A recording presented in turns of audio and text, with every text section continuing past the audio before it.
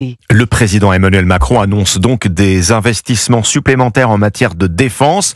Une bonne nouvelle pour les industriels français. Thales, Dassault ou MBDA, une filière déjà bien en forme qui va devoir augmenter sa cadence de production, Brieux-Baucher. 4000 entreprises dédiées et un chiffre d'affaires cumulé de 30 milliards d'euros par an. L'industrie française de la défense est très solide. Elle permet notamment à la France de se placer deuxième exportateur au monde dans la matière.